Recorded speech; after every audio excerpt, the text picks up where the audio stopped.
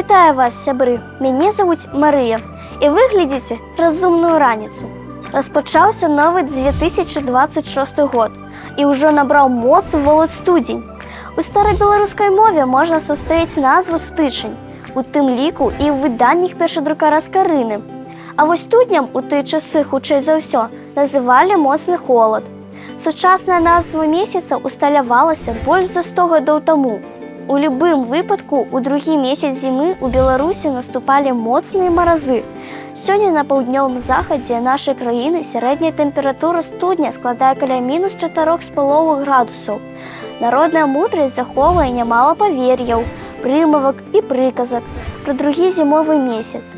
Як студзень цёплы на лік, так завідны сакавік. Калі студзень добра марозіць, селянін лучынку паліць і дровы з лесу возіць. Зараз мы карыстаемся грыгарыянскім календаром, і Новы год мы сустрэлі 1 студзеня. Згодна з календаром юліанскім, сярод беларусаў захавалася добрая традыцыя азначаць і стары Новы год у ноч з 13 на 14 студзеня. Таксама паводле юліанскага календара 7 студзеня адзначалі раство праваслаўныя вернікі Беларусі.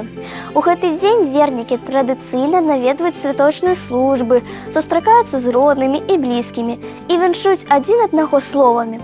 Хрыстос нарадзіўся! А згодна з народнай традыцыяй, гэта яшчэ і час калядавання, калі вы бачылі яскрава апранутых людзей з вялікай зоркай. Гэта былі калядоўшчыкі. Багаты студзень і на прафесійныя святы. Напрыклад, 19 студзеня ў Беларусі адзначаюць дзень выратавальніка, 22 студзеня прафесійнае свята ў супрацоўнікаў дыпламатычных службаў, а ў апошнюю нядзелю студзеня будзем адзначаць дзень беларускай навукі. Студзень – гэта магчымасць наведаць любімыя славутасці ў зімовай атмасферы. Велічны палац Пуслоўскіх у Косава, Ружанскі палацавы комплекс Сапегаў маюць непаўторную прыгажосць у гэты час. А за што студзень любіце вы? Дзяліцеся сваімі меркаваннямі з намі. А я жадаю вам добрага дня. Да сустрэчы, сябры!